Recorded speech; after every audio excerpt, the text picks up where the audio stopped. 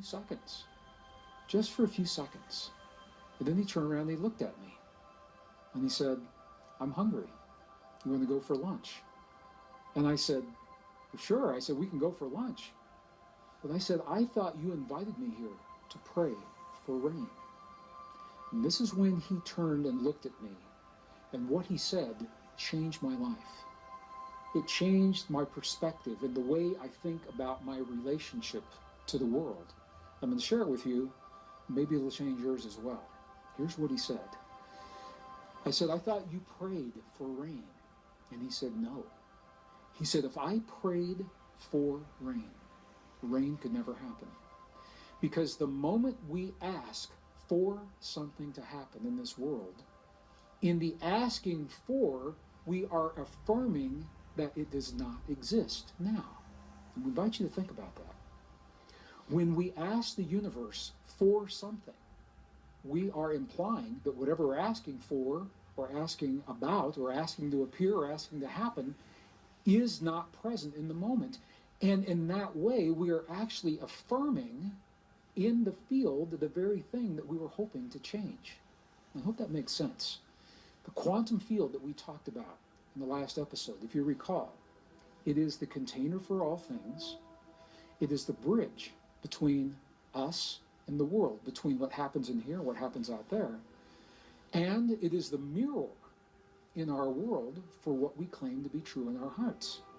So if you think about that, it makes perfect sense. If you're asking for rain, as I thought my friend David was going to do, if he asks that, then the field interprets that as him asking for no rain, because the rain's not there. So I looked at him and I said, David, if you didn't pray for rain right now, what did you just do? And he said, when I closed my eyes, he said, I felt the feeling as if the rain has already happened. I felt the feeling of what it feels like, he said, to stand in my Pueblo village with my naked feet in the mud. And the mud is there because there's been so much rain. He said, I smelled the smells of what it smells like when the rain rolls off of the earthen walls of our Pueblo homes. He said, I felt the feeling of what it feels like when I walk through the fields of corn that are this high against my naked chest, and they're this high because there's been so much rain. He said, I felt the feeling of what it feels like when my prayer is already answered. And then I gave thanks for what has already happened. He said, in those few seconds, I felt the feelings and I gave thanks for the rain that has already occurred. This is a very, very powerful story to me, and it illustrates a quantum principle, because there is a huge difference between working toward an outcome and beginning as if the outcome is already present. I invite you to think about that. When I was a young boy growing up in a rural community in northern Missouri, I spent a lot of time working in a farm environment, in a rural environment, baling hay, mending fences, training bird dogs, feeding cows, all those kinds of things. I get cuts and bruises on my hands, my legs all the time. I remember my mom would always say to me, and it was very well intentioned, but she'd say, the healing will happen slowly over a long period of time. She said, it'll heal a little bit today, a little bit tomorrow, a little bit the next day, until pretty soon it's all gone. And if we embrace that, if we think that way, if we accept that, that is precisely the way the healing happens. This is a linear way of thinking about the world. And I'm not saying it's right, wrong, good, or bad, because there are times in our lives we definitely want to think linear, okay?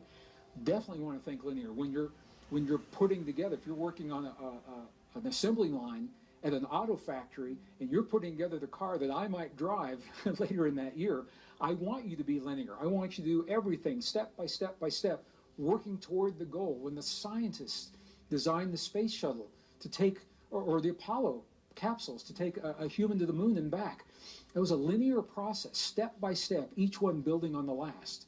So I'm making a distinction here. There are times when it's good to think linear and good to act in a linear way.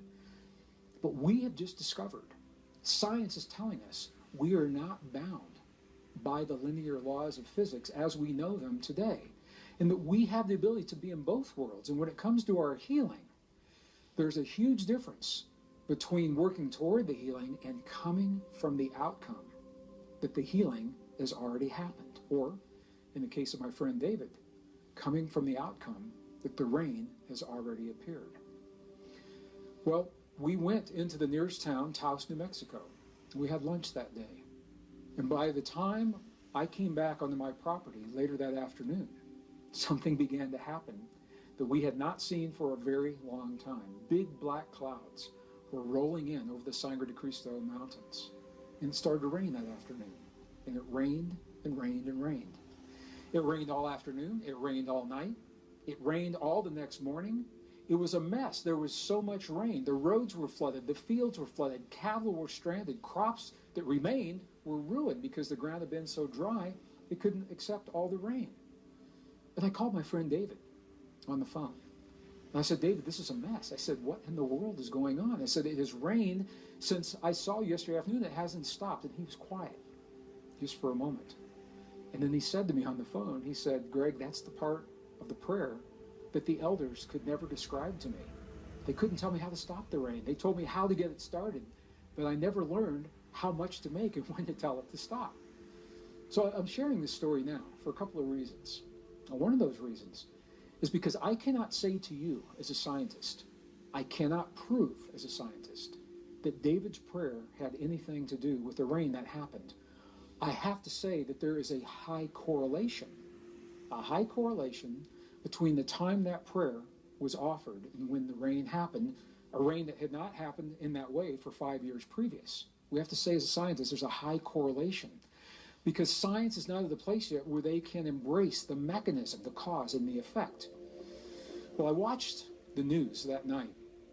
In that part of New Mexico, we're able to pull in the TV stations from parts of Colorado, southern Colorado, and parts of northern New Mexico. I remember the weatherman on the Colorado station, and he showed the weather map, and he showed a low-pressure system coming across northern Colorado, and right about the time of Denver, this low-pressure system dropped and made a loop right around northern New Mexico where we were and came right back up, and that low pressure is what brought the rain. Now, I remember the weatherman. He stepped back and he looked at that very unusual looking pattern where the pressure system just dropped. And all he said was, huh. That was all he said because he couldn't explain what was happening. So I'm sharing this with you from a perspective of everyday life, indigenous traditions, what they have learned in their lives, and how they apply quantum principles without using that term in a very real way in their lives.